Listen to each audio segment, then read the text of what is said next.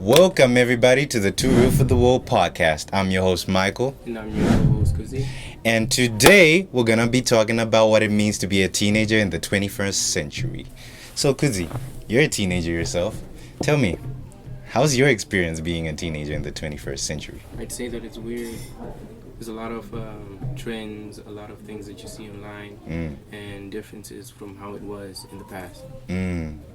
Oh, personally, as a teenager, I think I'm having a bunch of fun because I'm still young. I can still test myself. Athletics, sports from time to time. Even though I don't like sports, they make me do them. I think being a teenager is a pretty fun experience because you get to explore and widen your view of and opinions of things. I don't know. What do you think about that? Widen your view of things? I mean, sure, as a teenager, you have a lot of chances to learn about new things. And when you say widen your view, I think you were talking about the new things in the current era. I have a question for you, though, Mike. Hit me with it. It weighs heavily on teenagers. It's something called the comparison trap. The comparison trap. Could you tell me a bit more about this comparison trap? Well, because of how it's like to be within the modern era as a teenager, there's a lot of globalization where people are constantly learning about different cultures. And because of how it is now, you can see what it's like in America, see what it's like in Zimbabwe, in Russia. So my question was exactly, how do you think teens feel when they're scrolling through Instagram or YouTube when they see someone doing better than themselves? Oh, you're talking about, personally, I don't think I have that problem. When people are scrolling, I have a friend, his name is Ishmael. Yeah. He's always on Instagram, and he's always scrolling through these shorts. There's this car that he likes. I think it's called the Mercedes-Benz GLE. Yeah, he loves that car, and he's always fuming about that one. Oof, that's actually pretty deep, because people are always comparing themselves to this life that someone else is showing, and they end up thinking, my day is not going as good as this highlight reel I'm watching. And it ends up making them feel bad. They feel like they're not enough, and what they have is not enough. And that kind of takes away your self-esteem. I feel like as a teenager, you're not supposed to be worrying too much about that. And to the audience watching, it's not reality. No one lives like that every single day. No one is always constantly going, speeding, and out partying and doing all this exciting stuff. Life gets boring from time to time. You gotta accept that. So what you're saying is they should focus more on themselves than the people they think they could be like in life. My next question would be on digital distraction. Digital distraction. Yeah. That's something we're gonna talk about after the commercial break. You know what? I need to talk to you. My mom sent me a note. And you're my father. The House of Reggie's Visits Mentor Center. Premiering soon, only on Mentor Center TV. And we're back. And on today's episode, we're talking about what it means to be a teenager in the 21st century. Kudzi, you had a question for me before break. What was it? It was on digital distractions. My question was, how do you think it affects, how do you think technology affects the teenagers in today's modern era? Well, I'm a bit of a nerd. I read books. I'm going to just say that this digital thingy, sure, I get trapped on my laptop. I'm also guilty of that from time to time. I cannot live without my music. But that's the problem. We can't live without our devices. That is a big problem.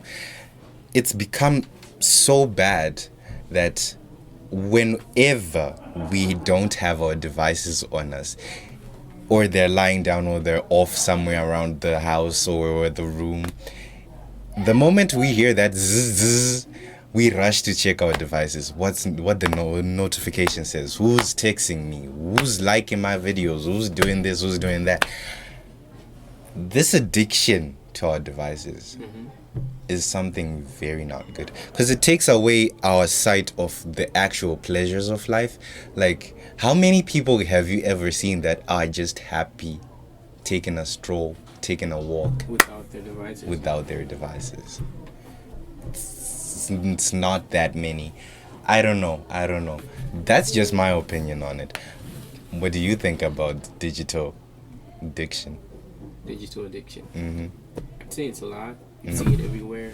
Someone listening to music. They can do this while they're jogging, or just simply relaxing, or studying, or sometimes whenever they need to do research. I mean, it can help them in research, or anything else that they may need the technology for.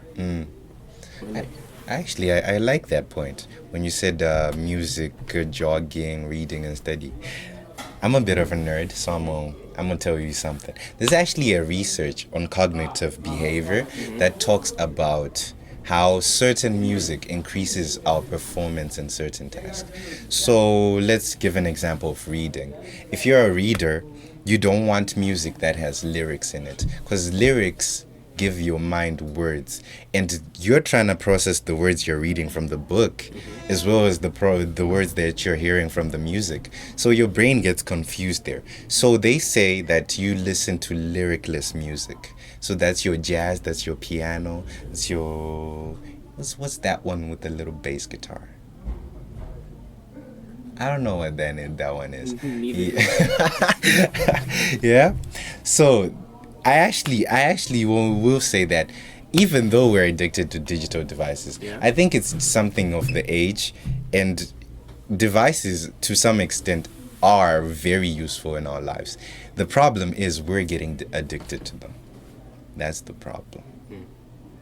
And I feel like we should try our best to regulate the amount of time we spend on our devices versus the amount of time we spend doing the things we actually love, or being with the people we love, or just enjoying life in general. I don't know. That's my view on that. Yeah. Okay. So the next question would be on technology and relationships. How do you think it affects it?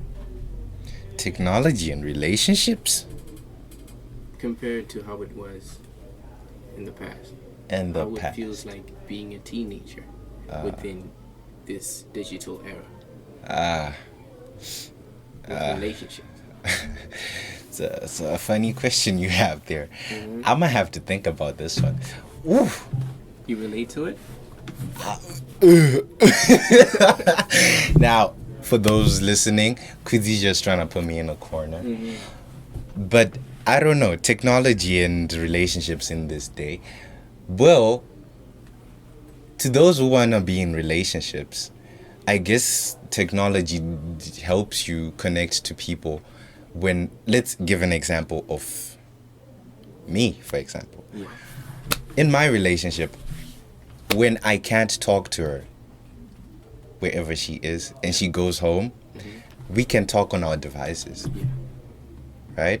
So technology is helping closing that communication gap, that I don't have to wait up until tomorrow to talk to her again. But then it becomes a problem whereby technology also exposes you to a lot of things. And to some extent, a lot of teenagers are attracted to a bunch of things, a bunch of people. And it's actually really bad. I know some of my peers that cannot stay in that one relationship because they're so exposed to multiple options on their devices. I see what you mean. Yeah. So they don't have a reality. It kind of breaks away at that commitment that people used to have back in the day, where if you had that one person, it was just that one person. You just have to write them letters, send them flowers, see them when you see them. You don't have too much access to the internet. You don't see what other people do, what other people are looking like. You don't get attracted to too many things. It's just that one person. But then in today's era, you scroll on Instagram. I have a friend. He uses this terminology. He says baddie. I don't know what a baddie is, but I think it's an attractive female, I think. So he's always talking about the next baddie. And I'm like, my brother, can we just sit down and talk about the way you're moving? So would you say that it was healthier dating in the past than it is in the present? Positive. I'm very sure about that one. Because in today's world, you're exposed to too many things. And teenagers, they just can't. They just can't. So those were my questions. Oh. I don't know if you'd like to expand on that. No, not really. To those watching, Kudzi's trying to expose me, but I don't crack. Thank you for tuning in for today's episode. I was your host, Michael. And I was your co-host, Kudzi. And Sub-sponsor. For those who would like to sponsor us, the link is down in the description. Don't forget to like and subscribe and follow us for more content.